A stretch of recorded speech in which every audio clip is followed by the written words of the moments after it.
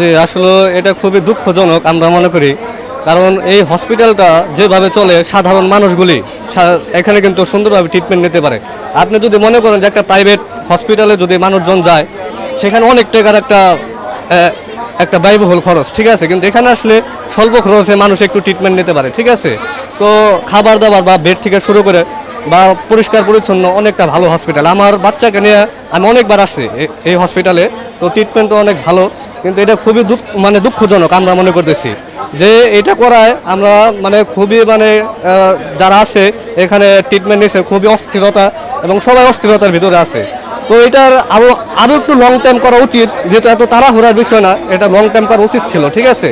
তো আমি মনে করি এটা আসলে খুবই দুঃখজনক, বন্ধ করাটা আসলে একটা দুর্ঘটনা ঘটছে, তার জন্য বড় একটা পানিশমেন্ট করা হোক, যে যাতে ভবিষ্যতে আরেকবার যদি করতে যায় বা করতে গেলে যাতে অবশ্যই 10 বার ভাবতে হয়, ঠিক আছে। একটা হসপিটাল এইভাবে বন্ধ হওয়াটা এটা আসলে দুঃখজনক বিষয়, ঠিক আছে। জি, আমি চিকিৎসা পাচ্ছি, আজকে 20 দিন যাবত আছি আমার বাচ্চাকে নিয়ে। কর্মরত আছে, কিন্তু আগের মতো ওইভাবে পাচ্ছি না সেবাটা, আগের মতো একটু ধীর গতিতে, বা বন্ধ হবে কি হবে না এরকম একটা চলতেছে, ঠিক আছে।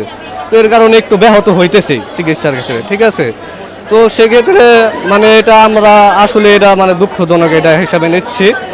হসপিটালটা আসলে লাইসেন্স বাতিল করা বা বন্ধ করাটা, এই সিদ্ধান্তটা মোটেও গ্রহণযোগ্য মনে করতেছি না।